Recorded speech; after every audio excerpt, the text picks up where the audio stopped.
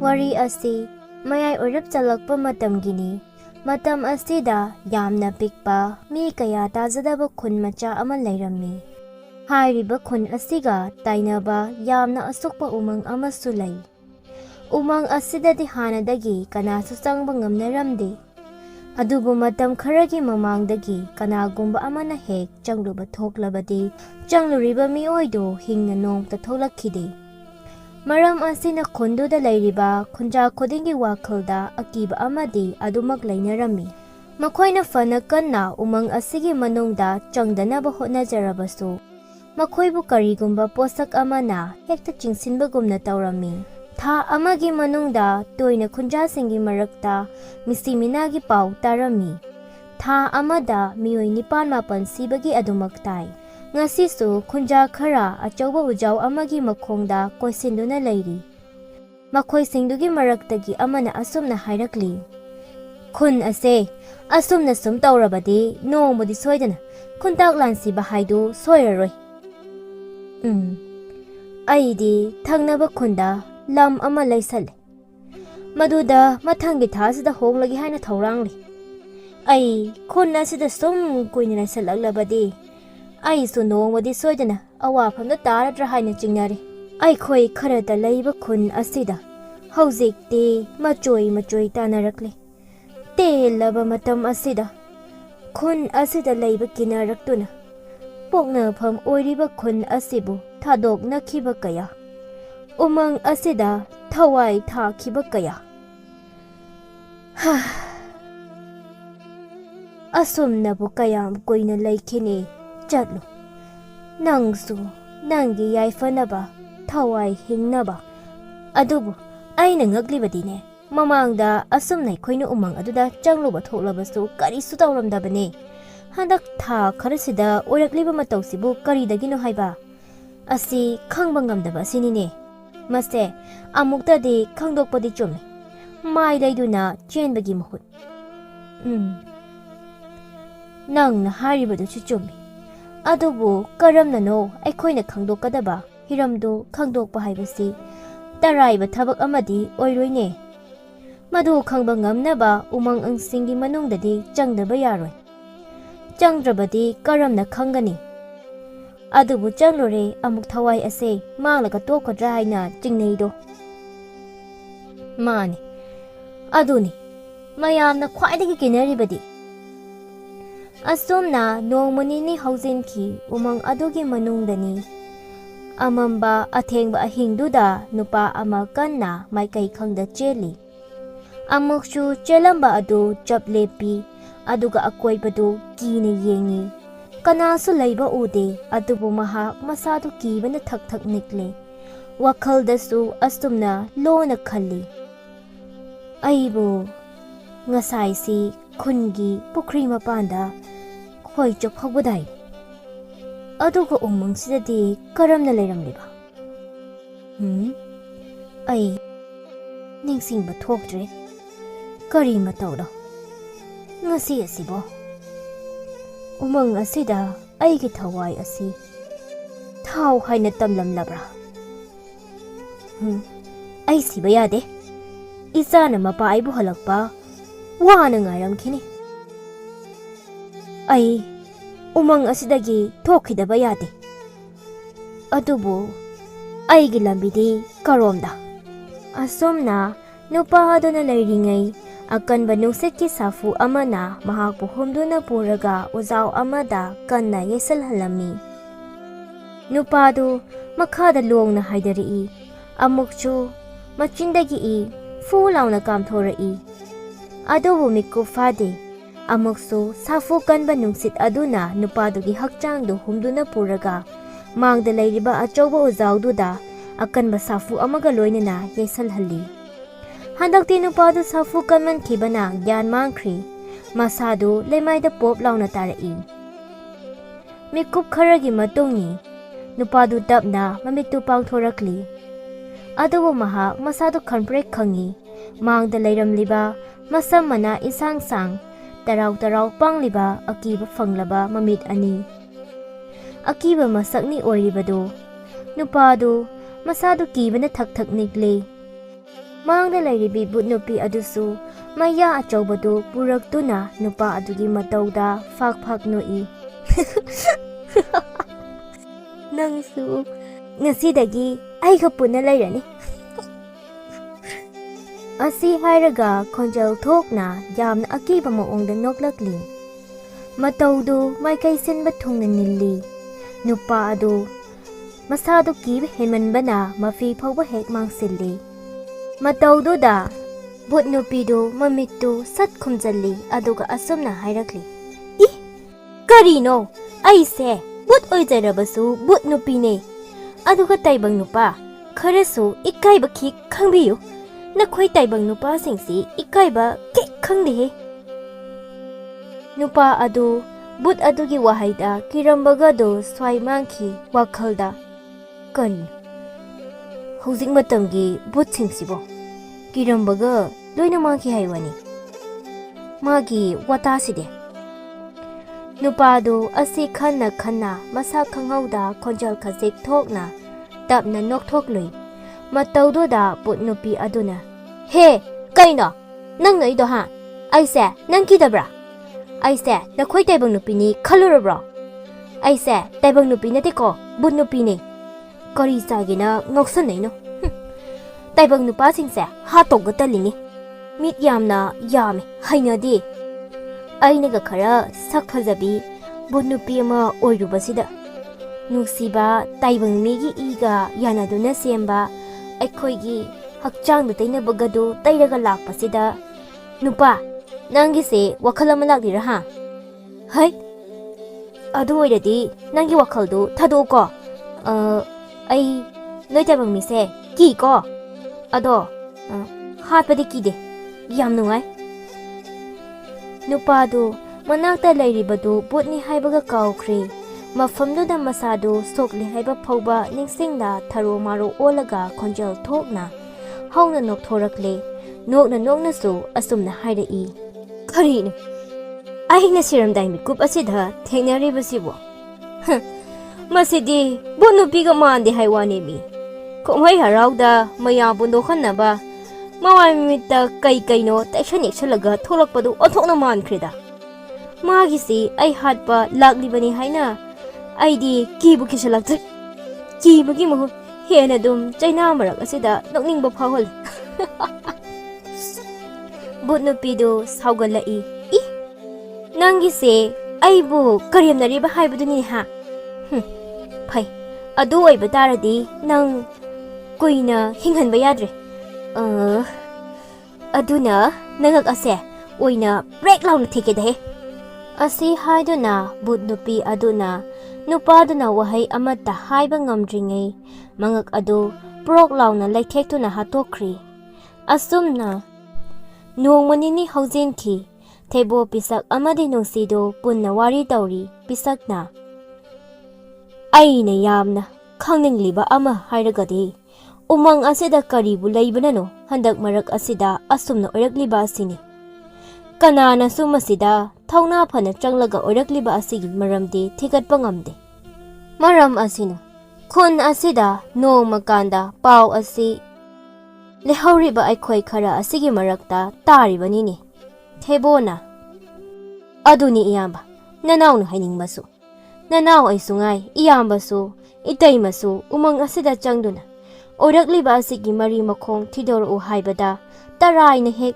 ꯆꯪꯒꯦ ꯍꯥꯏꯅ ꯍꯥꯏꯔꯛꯂꯣꯏꯅꯦ꯫ ꯃꯁꯤ ꯑꯩꯈꯣꯏ ꯈꯛꯇ ꯅꯠꯇꯅ ꯀꯅꯥꯁꯨ ꯌꯥꯔꯛꯂꯣꯏꯗꯕ ꯋꯥꯐꯝꯅꯤ꯫ ꯀꯅꯥꯒꯨꯝꯕ ꯁꯤꯕꯒ ꯀꯤꯗꯕ ꯃꯤꯑꯣꯏꯅꯒꯗꯤ ꯆꯪꯕꯗꯤ ꯈꯪꯗ꯭ꯔꯦꯀꯣ꯫ ꯅꯨꯡꯁꯤ ꯅꯨꯡꯉꯥꯏꯇ ꯈꯪꯗ꯭ꯔꯦꯗ ꯏꯅꯥꯎꯆꯥ, ꯅꯇꯩꯃꯁꯨ ꯅꯈꯣꯏꯒꯤ ꯅꯌꯥꯝꯕ ꯑꯗꯨ ꯌꯥꯝꯅ ꯅꯤꯡꯁꯤꯡꯉꯤ꯫ ꯅꯨꯃꯤꯠꯇꯨ ꯑꯩꯅꯗꯤ ꯐꯅ ꯌꯥꯝꯅꯗꯤ ꯍꯥꯏꯖꯈꯤꯕꯅꯤ꯫ ꯃꯪꯍꯥ ꯌꯥꯝꯅ ꯅꯨꯡꯉꯥꯏꯇꯦ ꯆꯠꯄꯤꯈꯤꯅꯨ ꯍꯥꯏꯅ, ꯑꯗꯨꯕꯨ ꯃꯍꯥꯛꯅ ꯍꯦꯛ ꯉꯝꯗꯅ ꯆꯠꯈ꯭ꯔꯤꯕꯅꯤ ꯅꯨꯃꯤꯠꯇꯨ꯫ ꯑꯩꯉꯣꯟꯗꯕꯨ ꯀꯅꯥꯅ ꯀꯩꯗꯧꯕ ꯉꯝꯗꯣꯔꯤꯒꯦ ꯍꯥꯏꯅ ꯃꯍꯥꯛꯀꯤ ꯅꯤꯁꯥꯗꯨꯒꯤ ꯃꯌꯥꯏꯅ꯫ ꯏꯇꯩꯃ, ꯅꯨꯃꯤꯠꯇꯣ ꯏꯌꯥꯝꯕꯗꯨ ꯃꯅꯥꯎ ꯑꯩꯒꯤ ꯃꯐꯝꯗꯁꯨ ꯄꯨꯟꯅ ꯎꯃꯪ ꯑꯁꯤꯒꯤ ꯃꯅꯨꯡꯗ ꯆꯪꯂꯨꯁꯤ ꯍꯥꯏꯅ ꯏꯈꯨꯠ ꯄꯥꯏꯔꯒ ꯆꯤꯡꯁꯤꯜꯂꯤꯕꯅꯤ꯫ ꯅꯅꯥꯎꯅ ꯉꯝꯂꯣꯏ, ꯄꯨꯟꯅ ꯌꯨꯝꯗ ꯍꯟꯈ꯭ꯔꯁꯤ ꯏꯌꯥꯝꯕ ꯍꯥꯏꯕꯗ ꯏꯌꯥꯝꯕꯗꯨꯅ Sida tatpa makha yadribani.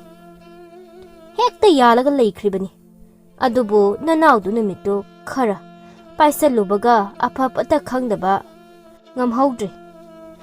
Iyamba matom tamaphamduda thamlamlaga ai lakhi.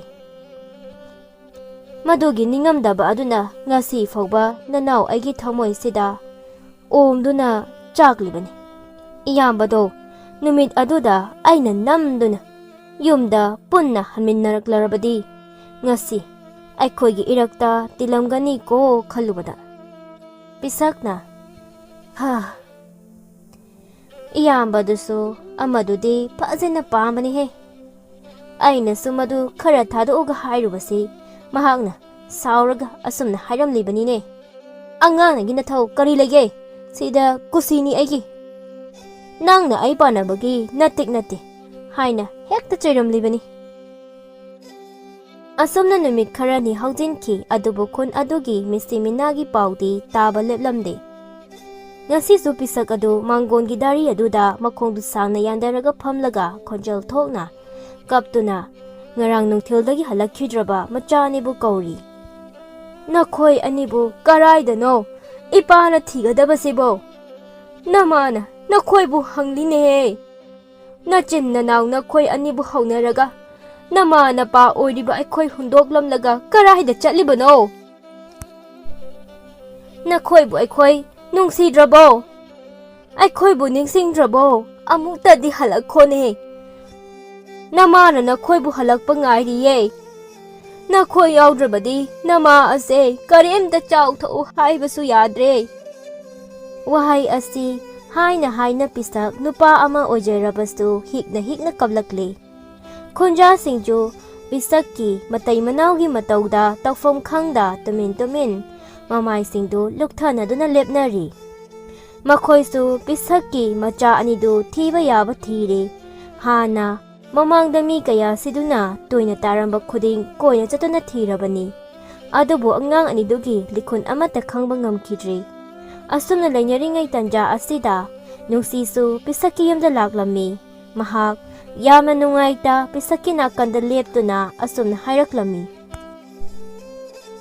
Pisa nang bukapado khara toklone.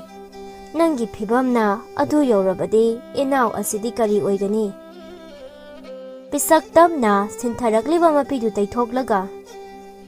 Ha itaima nanaubu kari oyu haibano. Isa amatta sunatana. Isa animak yomsida ngarang nungthildagi hanjalaktri. Isa anido hinglam khidra haiba phawba khangba ngamdri. Khuncha pumbana thiba yaba mafam khuding chatuna thirure. Adubu likhun amatta phangdre. Isa aniduna laikhidaba thoklabasu makhoigi asiba hakchang aduda oirabasu phanglabadi. Mapa aigi thamoise khara doirabasu ingadabani. Nungsi nungaita pisauki mataudu ngahak yengi aduga mikup kharagi matung asumna hairaklami. Angang anidugi hakchangdudasu phangjaramlabadi khara phagadaban. Adubu pisau wakhal piksanba tawnu. Nangna adumna wakhaldo sondarabadi mama asidi hena phibam soksinkrani wakhaldo tapna phado. Pisak machinda tapna. Itaima astumna numit kayani haujinki adubu nongmata pisaki mangkhiba macha anidudi halakhidri. Mathangi numitni khonsingdu wawa launarami. Sakhangdaba nupa ama amok umangdugi mayada asiba hakchang oina taramle haina. Thawaya draba hakchang oina taramlibadu atai kana sunate. Ngarangi numita umang asigi manungda changkiba nupa aduni. Nupa adugi asiba hakchangdu uraga khonja singdu astumna wa khanari. Ha siriba nupa ase aikhoigi khon asidagi nate. Atopa khondagi khangzada umang asida changluba oirini. Asigumba pamdaba thagdok ase kharada oirabasu fanaba kari tawsigi haibadu mayam amutang tanasi. Nupa amana hairaklammi wa adu tabada. Thebona asumna hairai. Chummi. Aina asum khanjabada wafam ase khanaba yaba wafamni. Aduna umang asigi mapanda aikhoina umang asida changbigano. Khudong thiba nangani haina iduna mayek chauna thelasi. Madu oirabadi kharadasu fagadra khalli. Thebogi wafamdu khonja singdu pulapna. Thebo nangna haribadu madu hekta taurasi.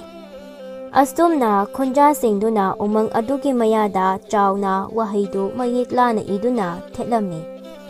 Mathangi numitni nusidu umangdudagi khara chathoklaga leiba pokri machaduda ising sokpa lagli. Adubu mahakna lakliba thabak adu pungkaw kawkhri. Ngarang mayam changduna mayek lana iramduna thamlamba adu leiramdabada. Mahak prap laktuna khonja singi mafamda paudu tamlamni. Paudu tabada khonja singdusu ngagnarami. Nupa amana asumna haidai. Leiramdaba tarabasu. Amuk kahana iduna thamrudaba yade. Aikhoigidi. Mayam chatsi. Asumna hainaduna khonja mayamdu changduna mayek adu lana chauna amuk kahana iduna thetlammi. Asumna namit kharani hauzinki. Adubu khonja singduna mayek lana iduna thamlambadu nong hek ngalakpaga hekta leiramde. Mataududa khonja singdusu yamna ngaknarami. Ahingi matamni pisak adu macha singbu ningsinglakduna tumdaba yada imungdagi thoklaklaga khundugi akoibada angawba amagumda chalami. Mahak asum chalakpana masa khangauda umangdugi mayada yausalaklammi. Adubu mahak mamit mana chapsap yungi.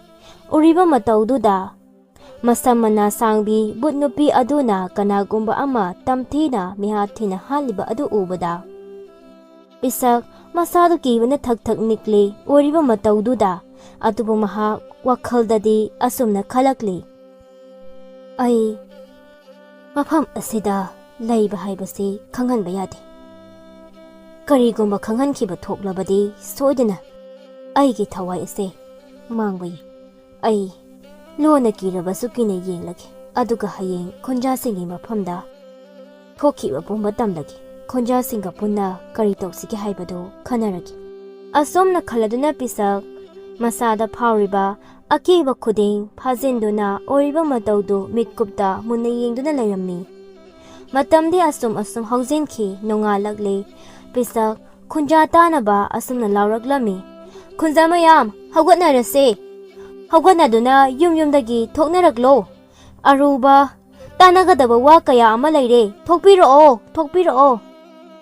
Khonja singdo pisakna adumna kanna lawba adudadi mamit mana singdo singnaduna hau mafamdu tamna chenthoknaraklami. Pisak khonja mayamduna thoknaraklabada ngarang ahingi matamda mahakna ukhiba singdo amata chithada leraklami. Khonja singdo pisakna leirakliba waridu taraga kibana thak nikli. Amuksu makhoi singdugi maraktagi khara ahal oirabi nupi amana asumna hairakli. Is karino taribasibo taibang minate haiba. Adudi aikhoidi kamdangna mayoknagani. Wakhal asi onthokna warida. Aikhoi asumna sum laithokpa chumloi. Aikhoigi khun asidagi ahaiba amaiba haibado amata laitabani thangnaba khundagi amaiba tomaldo kauduna karino haibado amukta yenghansi. Wafamdu tabada ahal nupa amana adudi nakhoina ha khara chatuna harubana pharani. Asumna khunjana ha khara chatuna amaiba tomalbu kaurami. Aduga kupna khundubu yenghalami. Amaiba tomalsu kupna yenglaba matungda asumna hairaklami. Umang asida phattaba thawai amana changsinduna leiri. Maram asinani khunja singna toina seriba. Adubu hauzikti waruranu ai laklabanina. Lai yoiba thauram macha ama hore namidang ase pangthoklaga soidina phaganida. Khunja amana adudi oza amaiba polam singdo ngallingai sida langhaunaba haibiyo. Asumna thaurang tawduna namidang tasalakpa ngaiduna laikhri. Matamdi asum haukibana matamdusu yoksalakli. Amaiba toma laigi thauramdu tawba haurakli. Butnupi adugi thawai adusu ꯑꯃꯥꯏꯕ ꯇꯣꯃꯥꯜꯅ ꯂꯥꯏꯒꯤ ꯊꯧꯔꯝ ꯇꯧꯔꯛꯄ ꯍꯧꯕ ꯑꯗꯨꯗꯗꯤ ꯃꯁꯥꯗꯨ ꯈꯥꯡꯕ ꯉꯝꯗ꯭ꯔꯗꯨꯅ ꯑꯃꯥꯏꯕ ꯇꯣꯃꯥꯜꯒꯤ ꯃꯃꯥꯡꯗ ꯐ꯭ꯔꯪ ꯂꯥꯎꯅ ꯄꯥꯏꯊꯣꯛꯂꯛꯑꯝꯃꯤ꯫ ꯃꯇꯧꯗꯨ ꯎꯕꯗ ꯃꯅꯥꯛ ꯅꯛꯅ ꯂꯩꯔꯤꯕ ꯈꯨꯟꯖꯥꯁꯤꯡꯗꯤ ꯌꯥꯝꯅ ꯀꯤꯅꯔꯝꯃꯤ꯫ ꯕꯨꯠ ꯅꯨꯄꯤꯗꯨ ꯁꯥꯎꯅ ꯂꯥꯎꯈꯠꯂꯛꯏ꯫ ꯍꯦ! ꯎꯇꯩꯕ ꯑꯃꯥꯏꯕ! ꯅꯪꯅ ꯇꯧꯔꯤꯕ ꯊꯕꯛꯇꯣ ꯊꯨꯅ ꯂꯦꯞꯄꯣ, ꯅꯠꯇ꯭ꯔꯕꯗꯤ ꯅꯪꯒꯤ ꯊꯋꯥꯏꯗꯣ ꯑꯩꯅ ꯁꯦꯠꯇꯨꯅ ꯂꯧꯒꯅꯤ꯫ ꯑꯃꯥꯏꯕ ꯇꯣꯃꯥꯜ ꯈꯨꯝꯗꯦ꯫ ꯅꯥꯀꯟꯗ ꯃꯍꯥꯛꯅ ꯁꯣꯟꯗꯨꯅ ꯊꯝꯈꯤꯕ ꯏꯁꯤꯡꯗꯨ ꯕꯨꯠ ꯅꯨꯄꯤꯗꯨꯗ ꯈꯤꯛꯆꯤꯜꯂꯤ꯫ ꯕꯨꯠ ꯑꯗꯨ ꯈꯣꯟꯖꯦꯜꯗꯨ ꯀꯥ ꯍꯦꯟꯅ ꯍꯧꯅ ꯂꯥꯎꯈꯠꯂꯛꯏ꯫ ꯏꯌꯨ! ꯏꯁ! ꯈ꯭ꯋꯥꯡꯒꯁꯦ ꯂꯣꯏꯅ ꯇꯦꯛꯑꯦ ꯍꯥꯏꯋꯥꯅꯤ꯫ ꯍꯦ! ꯑꯃꯥꯏꯕ ꯍꯅꯨꯕ! ꯅꯪꯒꯤ ꯏꯁꯤꯡꯁꯦ ꯀꯔꯤ ꯄꯣꯠꯁꯛꯀ ꯌꯥꯜꯂꯤ? ꯍꯥ? ꯍꯛꯆꯥꯡꯒꯁꯤ ꯂꯣꯏꯅ ꯇꯦꯛꯑꯦ ꯍꯥꯏꯋꯥꯅꯤ꯫ ꯑꯩꯁꯦ ꯍꯌꯦꯡꯁꯦ ꯕꯨꯠ ꯅꯨꯄꯥ ꯎꯅꯕ ꯆꯠꯀꯗꯧꯔꯤꯕꯅꯤ꯫ ꯅꯪꯒꯤ ꯏꯁꯤꯡꯗꯣ ꯆꯩꯔꯛꯀꯅꯨ꯫ ꯍꯛꯆꯥꯡ ꯈꯥꯝꯇꯦꯛꯄꯒ ꯌꯥꯎꯔꯕꯗꯤ ꯑꯩ ꯕꯨꯠ ꯅꯨꯄꯥꯗꯨꯒ ꯎꯅꯕ ꯉꯝꯂꯣꯏꯌꯦ꯫ ꯀꯤꯗꯨꯅ ꯂꯩꯔꯝꯕ ꯈꯨꯟꯖꯥꯁꯤꯡꯗꯨ ꯕꯨꯠ ꯅꯨꯄꯤ ꯑꯗꯨꯒꯤ ꯋꯥꯍꯩꯗ ꯀꯤꯕꯒ ꯂꯣꯏꯅ ꯃꯥꯡꯈ꯭ꯔꯤ꯫ ꯈꯣꯟꯖꯦꯜ ꯊꯣꯛꯅ ꯅꯣꯛꯅꯔꯛꯂꯤ꯫ ꯃꯌꯥꯝꯒꯤ ꯃꯇꯧꯗꯨ ꯎꯕꯗ, ꯍꯦ! ꯀꯔꯤꯅꯣ? ꯑꯩꯅ ꯍꯥꯏꯔꯤꯕ ꯋꯥꯁꯤꯗ ꯀꯔꯤ ꯅꯣꯛꯅꯤꯡꯉꯥꯏ ꯌꯥꯎꯒꯦ? ꯅꯌꯥꯁꯤꯡꯗꯣ ꯀꯥꯊꯣꯔꯛꯀꯅꯣ, ꯅꯝꯊꯤꯌꯦ ꯅꯈꯣꯏꯒꯤ ꯁꯣꯔ ꯃꯅꯝꯗꯣ꯫ ꯃꯌꯥꯝꯗꯨ ꯑꯃꯨꯛꯀ ꯍꯦꯟꯅ ꯅꯣꯛꯊꯣꯔꯛꯂꯤ꯫ ꯑꯉꯥꯡ ꯑꯃꯅ, ꯑꯁꯤ ꯕꯨꯠꯂꯣ? ꯂꯣꯏꯔꯦꯍꯦ! ꯑꯩꯈꯣꯏꯅ ꯀꯤꯔꯨꯔꯤꯁꯤꯒ꯫ ꯑꯃꯥꯏꯕ ꯇꯣꯃꯥꯜꯗꯨ ꯑꯃꯨꯛꯁꯨ ꯃꯍꯥꯛꯀꯤ ꯏꯁꯤꯡꯗꯨ ꯕꯨꯠꯇꯨꯗ ꯆꯥꯏꯁꯤꯟꯗꯨꯅ ꯑꯁꯨꯝꯅ ꯍꯥꯏꯔꯛꯂꯝꯃꯤ꯫ ꯍꯩ! ꯈꯨꯟ ꯑꯁꯦ ꯊꯥꯗꯣꯛꯇꯨꯅ ꯆꯠꯀꯦ ꯍꯥꯏꯕ꯭ꯔꯥ ꯆꯠꯂꯣꯏ ꯍꯥꯏꯕ꯭ꯔꯥ? ꯈꯨꯟ ꯑꯁꯦ ꯊꯥꯗꯣꯛꯂꯣꯏ ꯍꯥꯏꯔꯕꯗꯤ ꯃꯁꯤꯗꯒꯤ ꯍꯦꯟꯕ ꯀꯌꯥ ꯑꯃꯅꯤ ꯑꯩꯅ ꯇꯧꯔꯛꯀꯗꯣꯏꯕ꯫ ꯕꯨꯠ ꯅꯨꯄꯤꯗꯨ, ꯏꯁ! ꯍꯣꯏꯗꯦꯍꯦ, ꯆꯠꯆꯈ꯭ꯔꯒꯦ꯫ ꯑꯩꯗ ꯅꯈꯣꯏ ꯈꯨꯟ ꯑꯁꯤꯗ ꯑꯃꯨꯛ ꯍꯟꯅꯒ ꯂꯥꯛꯆꯔꯔꯣꯏ꯫ ꯃꯐꯝꯁꯤꯗ ꯀꯨꯏꯅꯒ ꯂꯩꯕ ꯌꯥꯕ ꯅꯠꯇꯦ꯫ ꯑꯩꯒꯤ ꯐꯖꯕ ꯃꯌꯦꯡ ꯇꯥꯈꯤꯅꯤ꯫ ꯃꯌꯦꯡ ꯇꯥꯈ꯭ꯔꯕꯗꯤ ꯍꯌꯦꯡ ꯕꯨꯠ ꯅꯨꯄꯥꯗꯨꯅ ꯎꯅꯁꯦ ꯍꯥꯏꯕ ꯌꯥꯔꯔꯣꯏ꯫ ꯑꯩ ꯌꯨꯝ ꯄꯥꯟꯕꯒ ꯑꯃꯠꯇ ꯈꯪꯗꯕ ꯇꯥꯔꯦ꯫ ꯋꯥꯐꯝꯗꯨ ꯇꯥꯕꯗ ꯉꯥꯎꯁꯟꯅꯕ ꯅꯨꯄꯥ ꯃꯆꯥꯁꯤꯡꯗꯨ ꯑꯃꯨꯛ ꯇꯣꯏꯕ ꯂꯣꯏꯔꯦ ꯅꯣꯛꯄꯗ ꯕꯨꯠ ꯅꯨꯄꯤꯗꯨꯁꯨ ꯋꯥꯐꯝꯁꯤ ꯍꯥꯏꯔꯝꯂꯒ ꯃꯐꯝꯗꯨꯗꯒꯤ ꯁ꯭ꯋꯥꯏ ꯃꯥꯡꯈ꯭ꯔꯤ꯫ ꯑꯁꯨꯝꯅ ꯕꯨꯠ ꯅꯨꯄꯤ ꯑꯗꯨꯁꯨ ꯎꯃꯪꯗꯨ ꯊꯥꯗꯣꯛꯇꯨꯅ ꯆꯠꯈꯤꯕꯗꯒꯤ ꯈꯨꯟꯖꯥꯁꯤꯡꯗꯨ ꯃꯈꯣꯏꯒꯤ ꯍꯥꯟꯅꯒꯤ ꯄꯨꯟꯁꯤꯗ ꯍꯟꯖꯟꯅꯔꯛꯇꯨꯅ ꯌꯥꯝꯅ ꯅꯨꯡꯉꯥꯏꯅ ꯄꯥꯟꯈꯤ꯫